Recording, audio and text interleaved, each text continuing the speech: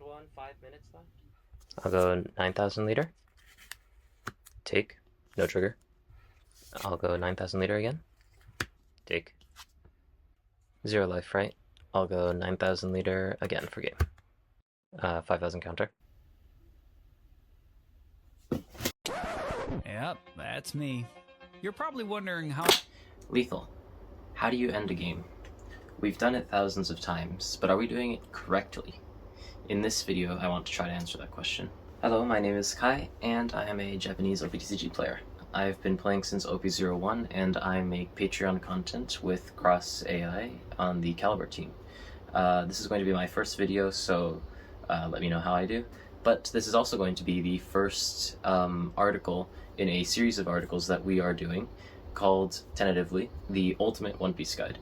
This is going to be going over the fundamentals from a beginner to a high level of play to try to bring everyone and the general baseline of people who read or watch these videos to a higher level. Now, these videos won't be as in-depth as the articles that I write, as I tend to find it easier for me to write down my thoughts in a more comprehensive way. However, it should be a good jumping point, and for those who want that extra logic and reasoning behind why things are the way they are, consider subscribing. This video will be going over 3 levels of increasing difficulty. Level 1 is going to be going over the fundamentals of simply when to attack for lethal. Level 2 is going to be talking about don allocation and how you should be adapting the way that you attach your don for certain situations. And the 3rd level is going to be talking about an exceptional case where things may not be the way that you expect them to go. One of the most important concepts when it comes to going for lethal is to deduct if you can go for lethal at all. This holistically comes down to 3 questions that you can ask yourself. Do I need to go for lethal? Is it viable to go for lethal? And will I get a better chance later?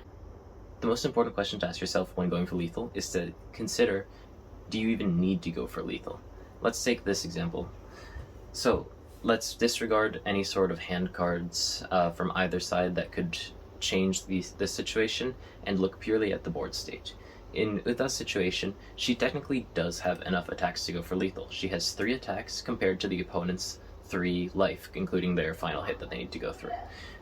In this way, if we chose to, we could go for lethal. However, the question that we're asking is if we need to go for lethal. If we look at this from Luffy's side and count it from their perspective, they need to get all 4 hits and, for example, another rush character through to actually finish the game. This means that they do not actually have lethal, especially because we're probably going to have enough cards to be able to counter out at least one of these attacks at this point. This gives Uta the upper hand, and in this situation, she does not need to go for lethal, and therefore she can choose to establish more board, pressure the opponent's board, and create a more promising lethal situation in turns to come. Now, the second question is it viable to go for lethal? Now, even if you know that you're not going to die, there are situations where the opponent is guaranteed to die due to the number of cards in their hand being less than the number of counter that they would be required to have to defend an attack. Now, this is a very fundamental thing, but it's important to know that every character card, not event cards, events are another thing, but there's a way to read them, has up to 2,000 counter. A card can have 0 counter, 1,000 counter, or 2,000 counter, and if you don't know how much counter a card has, you have to assume that it's a 2,000 counter when going for lethal. Now, what this means in the case of going for lethal is in a situation like this, where Luffy is attacking Uta with 4 don, meaning 9,000. Now, if Uta only has 2 cards in her hand, that means that she has a maximum of 4,000, which means she can only defend up to 9,000, which is not enough to defend the attack. Therefore, it's guaranteed to go through. Now, you have to keep in mind, however, when you have more than 0 life, you actually gain a card to your hand, which means that in a situation where the Uta would have 1 life left, you can have a situation like this, where you hit for 9,000 because it's guaranteed to go through, and now, even though the opponent now has 3 cards, which means that there's a potential 6,000 counter with 2,000, 2,000, 2,000, you now are in a situation where with an 11,000 attack, it's still guaranteed to go through. Now for the final question. Will I get a better chance later? I'll play Rebecca, pick up Salo from trash, and pass the turn.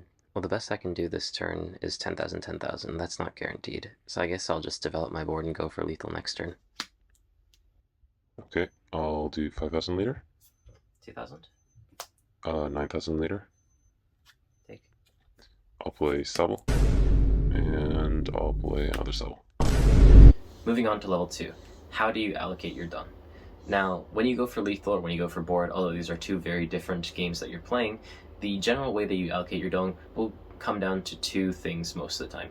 Do you split up your done equally in power, or do you make a staircase of power?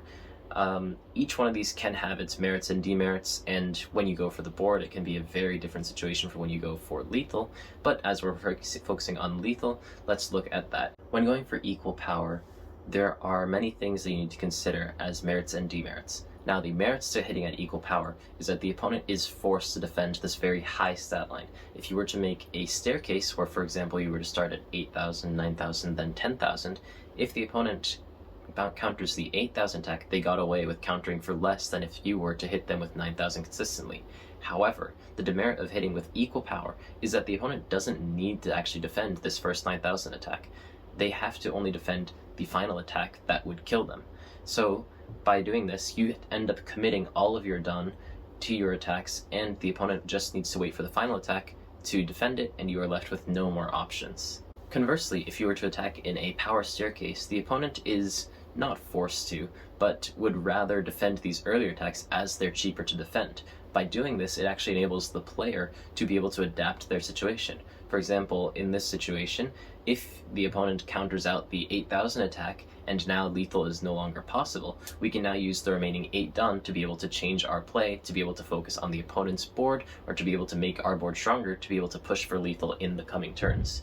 By making this sort of staircase, we force the opponent to react to us earlier. This is not to say that power staircases are always better than hitting at equal power, because if the opponent has no life to take, there's no reason to make your attacks stronger when you just need one of them to go through. Therefore, when the opponent is at 0 life, for example, you will want to attack at equal power. Lastly, moving on to level 3.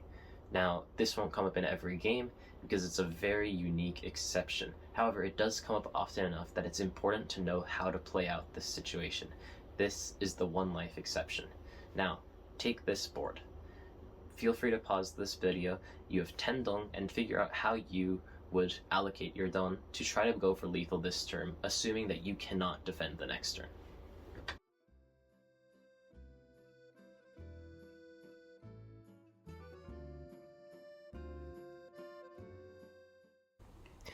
Did you get your answer?